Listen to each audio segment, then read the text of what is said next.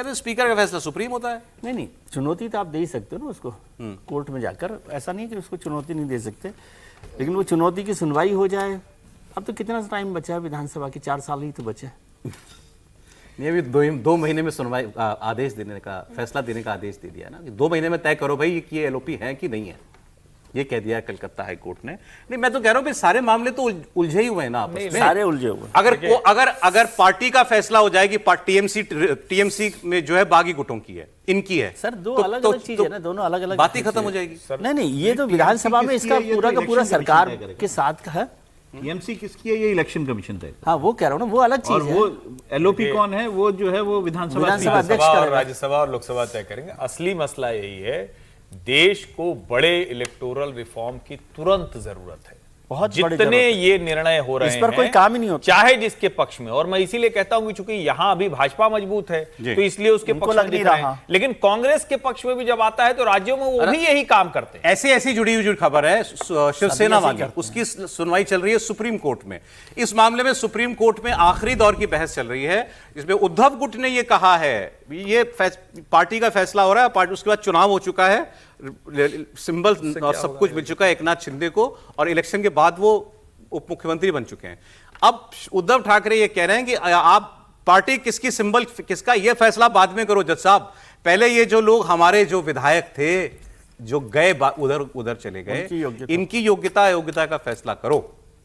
तो ये क्यों चाह रहा है कि ये काम पहले, उससे तो सरकार गिरने का, सरकार तो चुनाव हो गया, वो तो उसके बाद वाला है। नहीं, लेकिन सरकार उसको भी खारिज कर देगी, खारिज कि आप उसी, मतलब आप पार्टी छोड़ के गए ना, ये चाहा इसलिए उद्धव ठाकरे कि अगर उस पर फैसला हो गया इनके फेवर में तो जितने विधायक हो सारे योग्य माने जाएंगे।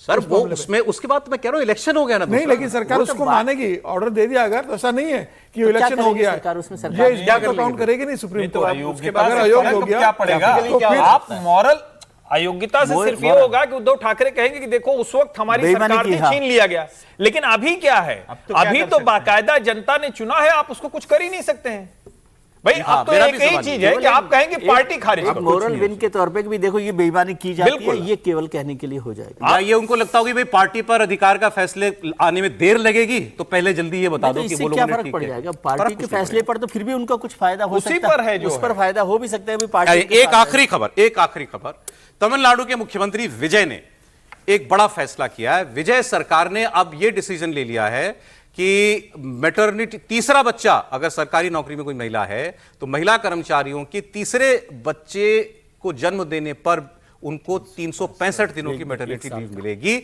मातृत्व अवकाश मिलेगा। अभी तक तमिलनाडु की उन महिला कर्मचारियों को 1 साल का मातृत्व अवकाश मैटरनिटी लीव मिलती थी जिनके 2 या उससे कम बच्चे हैं, मतलब तीसरे बच्चे पर नहीं मिलती थी, केवल 12 हफ्ते की मैटरनिटी लीव मिलती थी। अब वो कह रहे हैं कि तीसरे बच्चे पर भी मिलेगी आपको।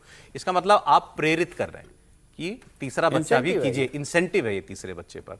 आंध्र प्रदेश में क्या हुआ था आप याद कीजिए, आंध्र प्रदेश में हुआ था कि 3 या उससे ज्यादा बच्चे होंगे तो किसी को 40,000 किसी को 50,000 बर्थ पर दिया जाएगा, सोने की अंगूठी भी था, सोने की। अब ये क्यों कर रहे हैं, तमिलनाडु का TFR rate, total fertility rate हो गया है 1.4।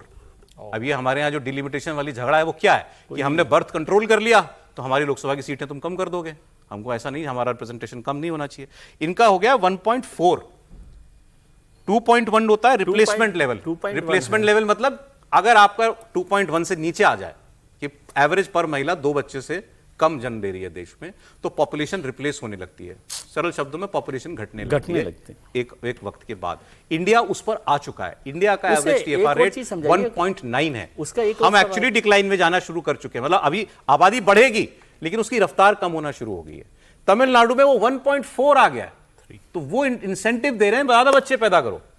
आप बताएं, ठीक है? मैं बिल्कुल नहीं, मैं ये बात कह रहा हूँ कि उसमें एक और फर्क होता है कि जनरेशन ओल्डर होती जाती है, बुजुर्ग जनरेशन ओल्डर, मतलब पीढ़ी जो है वो नई पीढ़ी नहीं आती है, वो भी एक देश के लिए बड़ा नुकसान वाला। ये जो सोच रहे हैं जो चंद्रबाबू नायडू ने किया था, ठीक है, दोनों एक ही बात है, दोनों एक ही बात कर रहे हैं। लेकिन मुझे तो इसमें कोई गड़बड़ नहीं लग रहा है। ठीक है, इनका कंसर्न ठीक, पॉलिसी के तौर पर अगर ये कह रहे हैं कि 2 बच्चे पे हम दे रहे थे और तीसरे बच्चे पे भी माँ को 1 साल की वो मैटरनिटी लीव मिलेगी, 12 हफ्ते दे रहे थे ना पहले, मतलब इनका कंसर्न जायज है, बिल्कुल जायज। संघ प्रमुख के कहने के बाद और भी है कि जैसे रूरल में आप कह रहे हो 1.9 इंडिया में है, जो अर्बन है वो और कम है, 1.5 है। नहीं, मैंने तो एवरेज देखा है। average मैं जो वैसे ही है- बता रहा हूँ। और कंसर्न की बात है जो अभी सारे लोग बात भी कर रहे थे कि हमारा जो रिप्लेसमेंट रेट है वो बिल्कुल ही गड़बड़ा चुका है, और ऐसे में अगर यही रफ्तार चलेगी तो लोग जो हमारे देश में, जिसमें हम गर्व करते हैं कि हमारे पास यंगर जनरेशन है, वो कहीं ना कहीं सर change इस वही कह इस रहा हूं, रफ्तार पे भी आपकी पीक पॉपुलेशन कितनी होगी पता है? 170 करोड़। वो तो होगा ही। हम वो तो 170 करोड़ तक जाएंगे, फिर कम होना शुरू होंगे। इमेजिन कीजिए ना, देश को आप देश को कितनी नौकरियां दोगे, कितने स्कूल अस्पताल बनाओगे, ये भी तो सोचो साहब, देश को खिलाना भी होता है। लेकिन डिलिमिटेशन पर भी तो सोचो साहब आप। और फिर वो चलें, ये संघ ठीक है। प्रमुख के कहने पर करा है फैसला इन्होंने। पता नहीं सर।